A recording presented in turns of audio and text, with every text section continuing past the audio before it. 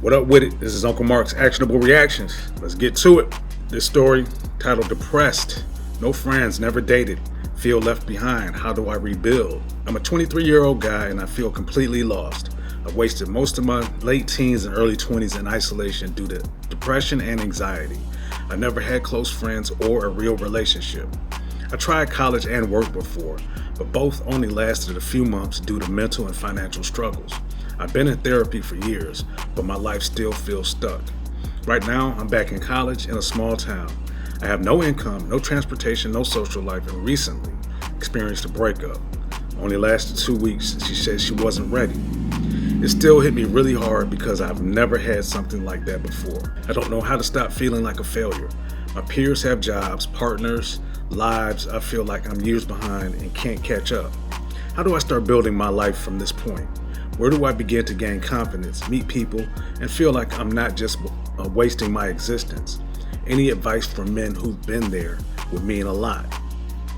All right, so let's go ahead and rewind and establish some actionable items here. So this person is in the late teens, early 20s, and is in isolation due to depression and anxiety. Okay, so let's address those. Depression and anxiety. Depression typically is triggered by anxiety or triggered by things that don't go well, that you feel aren't going well for you, that have failed for you. So let's talk about the anxiety. Anxiety typically is your nervous feeling because you're in a situation that makes you uncomfortable. And the reason why you're uncomfortable is because you don't have confidence, you don't have the esteem. Now, confidence and esteem come from doing. The more you do something, the more confident you become doing that thing.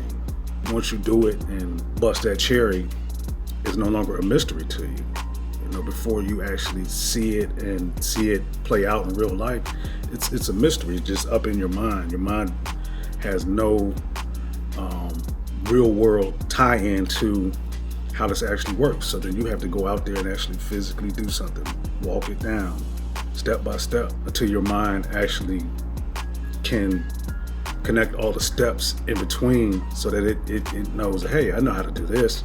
Don't worry about it. I got it. We got this. Okay.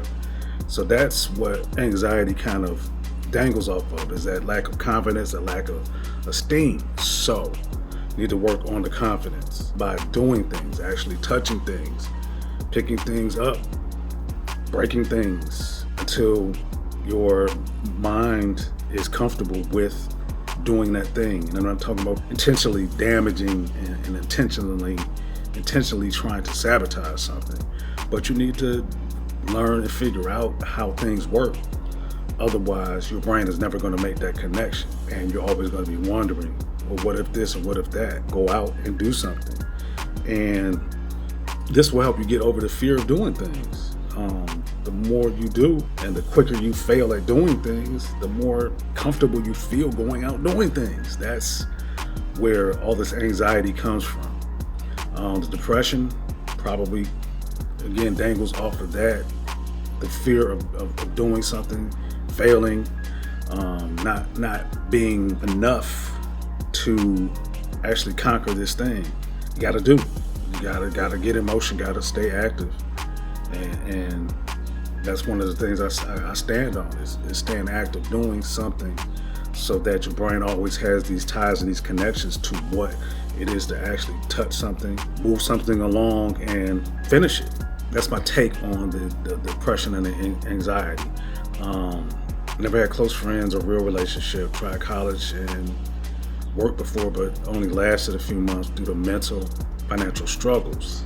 And they've been in therapy for years, but they said their life still sucks. That's a lot to unpack. Again, I think this really ties back to the confidence, the esteem, and not sticking to things long enough to actually see it through. You're going to fail a lot of times, and it's going to be a mental burden until you push through and actually conquer that fear, get over that fear. That's where a lot of this comes from as well, is the fear of the unknown. Again, the what if this and what if that. Man, you just gotta get out there, and you're gonna have to fail. You're gonna have to embarrass yourself. You're going to have to feel like an ass until, again, the brain makes the connection. Look, this is nothing to be afraid of, man. Okay, you get out there, Try a couple times, assess and see where you're at. It might not be that bad. And a lot of times you'll get people who cheer you on because they know you're trying. They know you're doing your best to try to conquer this fear, to conquer this challenge, to get over this irrational feeling that you have about something. A lot of this, what I see in this particular person and in this story, is that the confidence, the esteem is shot, and they're afraid to get out there and try something because they might be judged, they might be looked at funny. Look, man, you're gonna be looked at funny regardless. Might as well go ahead and try to get something up out of it. And another part of that is that sounds like you might not even have a purpose. You're struggling with work and college, and these things require discipline. Man, you might not be disciplined to have the stick-to-itiveness to withstand dealing with life. I think that's something a lot of people struggle with.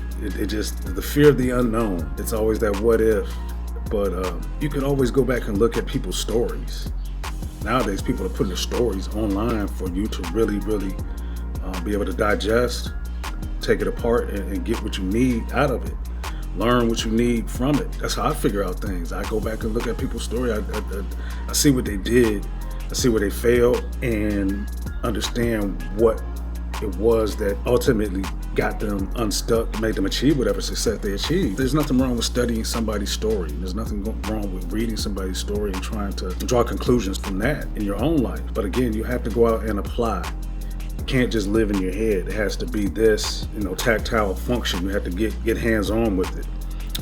It can't be on, your device.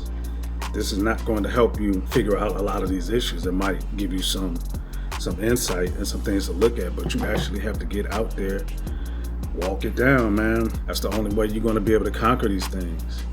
They can't just live in here. They have to be outside of here, and you make the connection in here with all of your senses, right? Most of what I see from this story is it just revolves around that.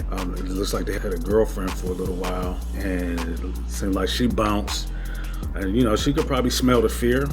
You know what I'm saying? Smell the hesitancy, the inability to make decisions, to do things that would lead her to want to be with you.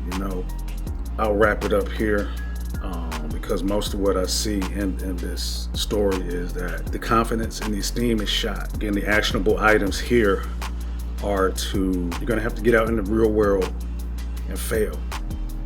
Go, since you're in college, man, there's a lot of opportunities to go engage and interact and be out in situations that you can learn to deal with your anxiety and deal with your depression, and to build your confidence and build your esteem. I don't know what your demeanor is, but you might be socially awkward in dealing with situations and interacting with people. But practice helps you overcome that.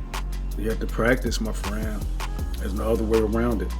Again, it can't live in here. It has to be from here, out here, and then once it's received, you get feedback, then you respond and react accordingly. I hope that helps you, my friend. I hope that helps somebody in a similar situation with a similar story.